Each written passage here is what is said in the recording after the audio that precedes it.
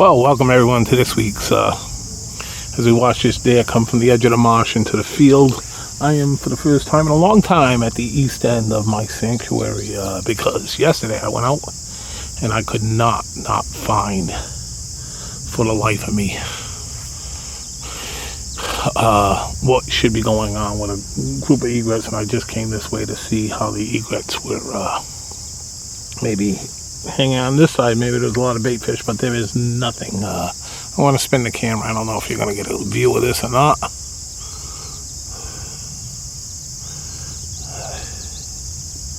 But that is the east end of the estuary there.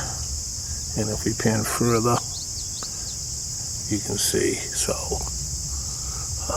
got a beautiful kingbird in front of me here. I'm actually going to try to get this one on video. So, as I was just saying, I got a beautiful eastern kingbird here. I had to adjust the camera, and it's still staying there. How great is that? Oh, God. Some days I'm so lucky. I did a little short on the eastern kingbirds this year, so certainly something you may want to check out. Oh, as I'm not looking at the thing, I'm just spinning the camera here. Sorry about that. That's what I do, as you know. Yeah, so I'm pretty blessed. There goes the kingbird, and the mockingbird just chased it away. So we just had that eastern kingbird fly away, and I just removed the position the camera. I thought a nice little live interview. What's going on here? Of course, I went to this east end of this pond here. The estuary is because I was looking for some big bucks, and you will see them. One thing about following wildlife, and I mean, I've spent over 20 years in this area here, and oh, we got a big buck just came out. 2 big bucks. Oh my gosh, look at this. Oh my God, this is live right now on camera. Oh my gosh. So we got 2 big bucks that just come out here. See, this is unbelievable. It's live, but it's tape delayed because you guys won't see it live. But what I'm trying to explain is this place is magical. Below me is an area where they're going to get out of sight, unfortunately, but that's okay. Just wow, huh? You just turn the camera on and you never know what pops out from these areas. You just never know. Plenty of good areas for coyotes, but like I said, I'm here because for 20 years, I know the wildlife, I know their patterns, I know what they should be doing.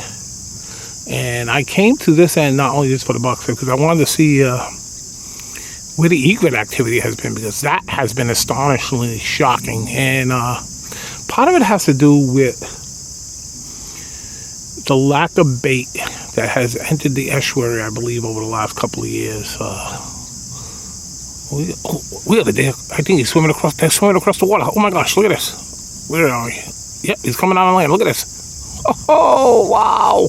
Boy, this is why I'm looking at the camera, and you just cannot imagine. That's a pretty deep channel there in the mud there, and wow, huh? What a way to begin this. I can't get through a train of thought here. As I had the kingbird, I had that other deer just to the left of me in the fields, and off they go to ramble on, and they're way out of the way. I mean, I am so far away from them. Oh, there they go around the corner. Anyhow, enjoy this episode. I'm going to enjoy bringing it here. There's an osprey nest in the middle, one of the many osprey nests. Most of the female, I mean, all the females, I believe, are gone. Yesterday I was in the marsh, and I was saying about the egrets. It is the menhaden, the baby menhaden and stuff that we're just not seeing in the numbers to bring the striped bass in, that feed the cormorants. I mean, we'll see some stuff with the cormorants. Oh my gosh, my eye is catching everything right now, but I'm not going to get that one. I'm not going to turn the thing. There's a yellow wobbler down below in the bush. So, anyhow, this is going to be an exciting episode. I'm actually going to turn my focus into maybe hoping this yellow wobbler comes out of the thick stuff over here. And I'll continue them thoughts maybe throughout this video. Maybe not, because, you know me, thoughts, they come and they go. Thank you for tuning in. You'll enjoy this episode. I'm going to tell you a lot. I don't even know how I'm going to filter through all the footage. I've already gotten in just one day and just an early morning. Thank you. Well, how chaotic was that? Here I am, I'm just going to do a little opening thing in the field a little bit, to start this video off instead of the music and the, the entry point, and wow, everything. My head can be on a swivel sometimes. It is just crazy wherever I sometimes choose to be, it just blows up. Blows up in a great, great way. This video is loaded with stuff. So, grab your snacks, grab your popcorn, click that recliner all the way up if that's what you choose to do. If you're going to sit down and watch supper, get your TV tray out, go get yourself situated with a nice cool drink. Enjoy this episode because it's going to be a little lengthy, but it's going to flow. I'm going to try to make this to flow to unbelievableness. We got so much to show. Do not turn this off because you're going to see some nice stuff. That I know. Well, at least it's nice to me, as you know. I love it. So, thank you for tuning in. And share it to someone. There are people that don't get out there anymore. They need to see life, the beauty of life with all the chaos of society today. They need a little bit of nature, just a little bit. And then they get to see me, too. Peace. So, we're going to just start the beginning off with some of the deer. I mean, wonderful bucks. Wonderful bucks. You can't complain about that. We're going to run off with some bucks here, and then from there we are going to just put some video. Beautiful. Love this one with his head raising up to the king. Awesome. Just enjoy.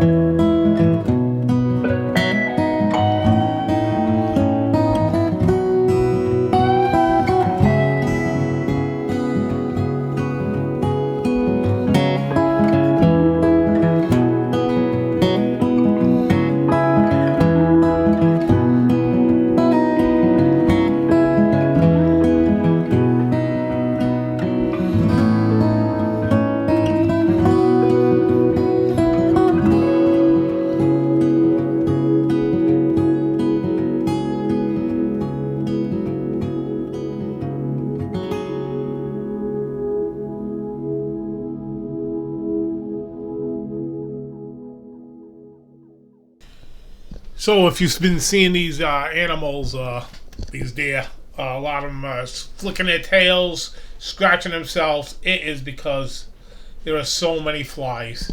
I'll be showing you later. There are 3 species of flies: black flies, certainly which are on the cattle. You can see this deer. Oh, I mean, it's just getting in the ears. You're not seeing them like as heavy on the deer as I will get a picture of one of the cattle that's around. And it is, oh God, I don't know how to live with it. I got a picture later of a couple of greenhead flies that I saved for my massacre, but oh, the deer are just taking over, and we love it. Special time.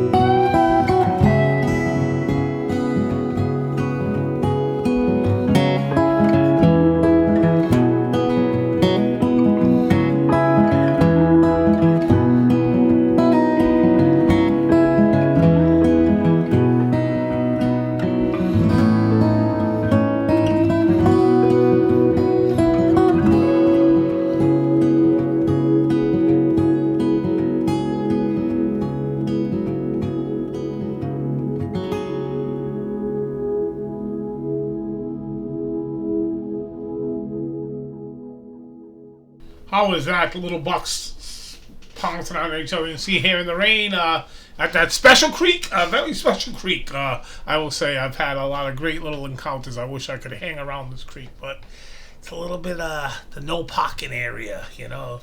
Every now and then I sneak in early morning and come up with something magical like this. Certainly, this is, you know, from the vehicle, and I love this creek. As you'll see, Saturday morning I did a couple of runs and look at the little fawn, and Mom comes and grabs her little baby and says, "Hey, come on now, come on. Okay, you can't get up that way. Let's go this way." And look at the great blue heron. He doesn't care. But that was me. Poof, gone like the wind.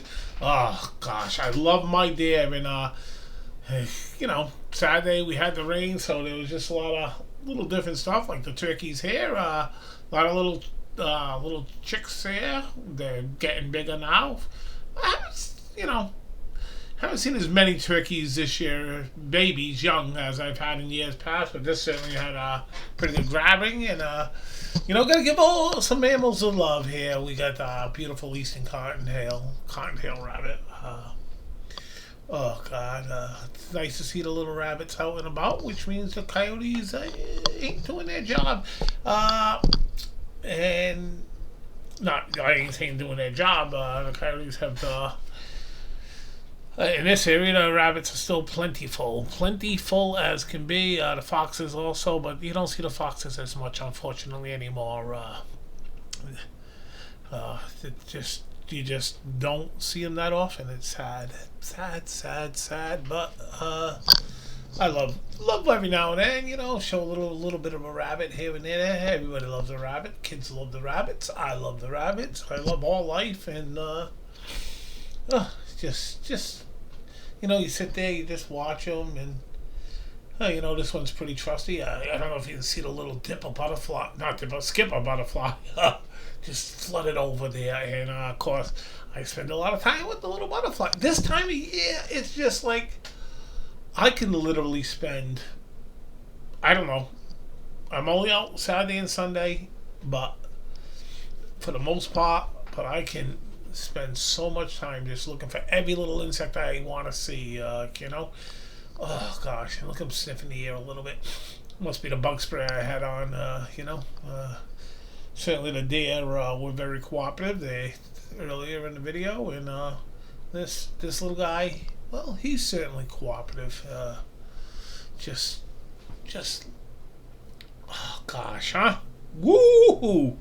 We are just so lucky to just be able to sit back and enjoy the encounters that we have. Love this. The bird, if you do know where that platform is, well, that's where I was. I love the swallow coming in here. I mean, it's not. I don't think this is a swallow, actually. I think it's a female bobolink, but just like the little slow-mo. I'm going to whoop. And just zoop, coming straight towards the camera. And here's a good thing, observation, okay? When the thistles start seeding, they're going to be goldfinches.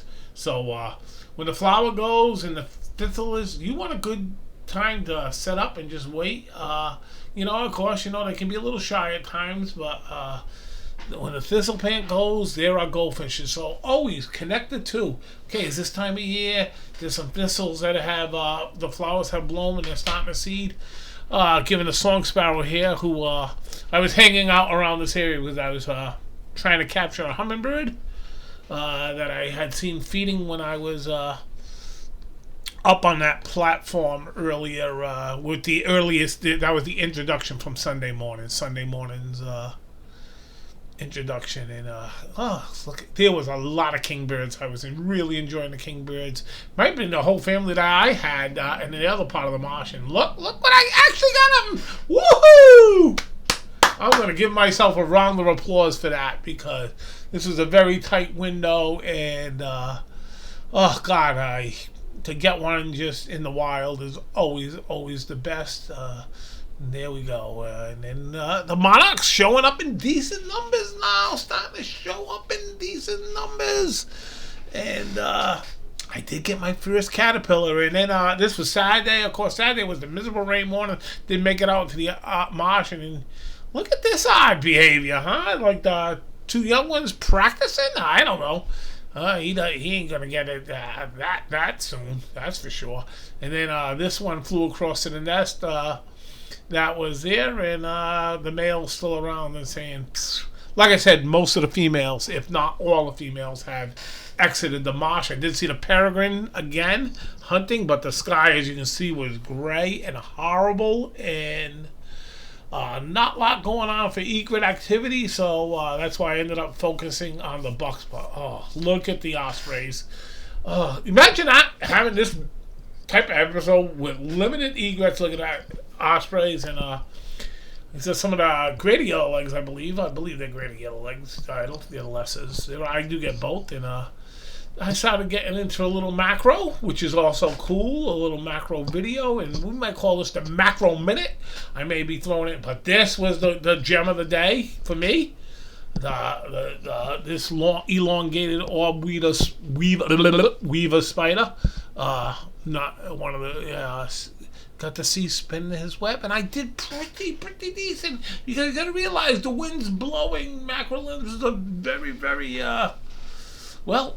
They're macros, so they it doesn't take much to be a little bit off and be out of focus. And looking in the back of that LCD screen, hopefully I can bring some of the. I don't know. I know some of you are gonna just hate it. Then some of you just will not handle the bugs. Maybe I'm gonna have to put up a warning. We got bugs showing, but you know me. There's nothing I don't love. I mean, I really, my mind is still. Spiders are, gosh, they're the most amazing creatures. Spider silk is the strongest natural substance on the planet, I believe. Something like that. I heard, read it, looked it up on the internet. Maybe, but I look at the little silk coming out the thing. The sunlight just caught it just enough there, huh? And to watch one start spinning its web is pretty good. I really enjoy my time. That's for sure. I am so blessed of the little things I see. It's not just the big things. The little things I see. It's just, and here's the web a little bit. I should have did a little more with this photo and worked a little bit because of certainly one of the little skippers, huh? Oh gosh, one of the little skippers. And he gets kicked out by one of the sulfurs. So one of the little skippers getting kicked out by one of the little sulfurs. Here's one of the. I think this is a fiery skipper. I could be wrong. Lauren, who used to work for Mass Audubon, could certainly identify all her butterflies. I wish. And look at this. Look at even the raindrops. The old Katie did. Look at how it meshes in with that leaf, huh? The vein, like the wings pattern, is just that of the leaf. That is, of course, on a milkweed. And he's sitting here in the rain, and first Katie did of the year. Katie did it, and then slow down, you move too fast. I get to sing that song every time I see a snail, and I tried to get Emma, my granddaughter, to come on live and sing it, but she declined. I got rejected by her. But I do love my snails. Certainly, practicing a little with the macro. We are going to get more into macro. I'm working on that. Been, adding that to my thing. And this, if you may not know it, it's not a caterpillar. No. That's a saw fly larvae. And here's another one of the little skippers with their beautiful. And that's the first little tiny monarch. That thing's smaller than the top of my fingernail. And when I found that caterpillar, I was woohoo, because I love finding caterpillars. I love looking for things. It's like an adventure for me. It really is. Just practicing with the macro here with the old bumblebee. We love the bumblebee. And here's the flies. So that's a thing I wanted to talk about. The flies that are going on the cows and the deers, and them are the black flies. And there's our little baby in the marsh at the thing, and I just bring us back to that so you can see this crazy egret activity. I love snowies. They got attitude, and this is what I'm missing right now, because usually in my marsh I'm looking anywhere, like I say, 50, 75, upwards to 80, 90 birds, and they can get like this. They are so fun. And then the great egrets get a little cranky too, but they are so fun when they have a little edge on them. They're little edgy, as I would say. Gosh, I love watching these little guys. And unfortunately, this location, I'm in my car. I'm trying to handhold that massive lens I showed you last week. There's stuff blowing around. I get rain coming through the window a little bit. I know I'm making excuses for not being steady as can be and blowing some good video, but it's the way it goes. And look at I made a couple passes. There was a great blue in there with it. He's actually behind the reeds over now, but I cut off some of the stuff just to see the funny stuff as they play Ring Around the Egret. Or something like that. Ring Around the Rosie, we used to call it. So yeah, this great egret must be like, man, you guys just settle down. This is pretty hilarious to me. I really enjoyed watching these little guys. Unfortunately, it isn't a place where you can't stay, or some of them will, there's no parking or anything like that, and it's one of them Massachusetts lack of access points. Lack of access. That's Massachusetts for you for sure. And wow, huh? This is great action. Great action. I love it. I absolutely love it. And then the egret's like, hey man, get me out of here. Get me out of here. Please, just, guys, settle down. Settle down. Wow. Very, very awesome. And the last thing I'm going to show you, well, they're my enemy. Yeah, as he does that shake, these are the babies, the greenhead flies. And I think I won gold medal in fly. Well, thank you, everyone. Like I said, I think I won the gold medal in Paris. Because I am French, I can say Paris, oui, and all that other stuff. So, not really, I get in trouble for that.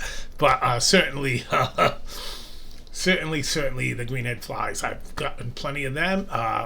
It's going to get better, I hope. I hope we get some bait fish in the marsh. I hope you get some of that great egret activity. If you are a photographer who's looking to photograph egrets and you're looking for great shots, I got there's a series, Life in the Marsh, and I think it's from 12 to 14 maybe, where I really, which was this time of the year last year, which I really, which is every year supposed to be, but not happened in the last couple of weeks. I have some great pointers on what to look for in an egret, because I am a great naturalist. I'm not a great photographer or a great camera person, but I certainly understand animal behavior and where animals should be at what time of the year, and bugs, insects, everything. Just be up. Anybody that's getting out there doing anything, observe thing like I had, like with the thistle, with the goldfinch. Okay, as soon as I see thistle, I know it's going to bloom. I know I'm going to get a goldfinch there. As soon as I see them, like the honeysuckle or and stuff like that, that's starting to bloom or something like that, I know I'm going to get hummingbirds, even though it's very tough when you are in a massive area along a marsh where they're weaving in and out. But yeah, I mean, I see so many. This is the first week I captured it. On the little flowers. So that was really cool for me, you know, because it's not easy with video. Video is a lot tougher because of the way I'm looking. I'm used to looking through a lens. And then when I realized, you know what, I'm a decent photographer. Other people do it much better than me. They have much better composition than me. And I admire them greatly, and I enjoy what they're doing. But I got a lot to teach. I got a lot to learn. There's very few people that can walk and really know all the stuff that's in there. You got to be a specialist, and you got to be detailed to observation of what's going on, what's going where. You may see some feeding on a leaf for insects or stuff like that. All that stuff, just keep registering in your head. Try to remember. Bring more than just, you know, the animal itself. And I know, you know, a lot of wildlife photographers get stuck into some things. Okay, you know, whether it's owls or ospreys, and it's just the animal itself, but there's more to it. There's more to their natural behavior, and it can help you be even more successful, I believe. Because one day I want to be successful. One day I want to get a nice shot. Well, actually, I do got a nice shot if you look at that, and that striped bass is, and I got a couple of real beauty striped bass, but that is because of my knowledge of the marsh, knowing when they're coming in and knowing the tide and everything else over years and years. I was able to capture that, and that it's not the easiest feat. So thank you. Peace.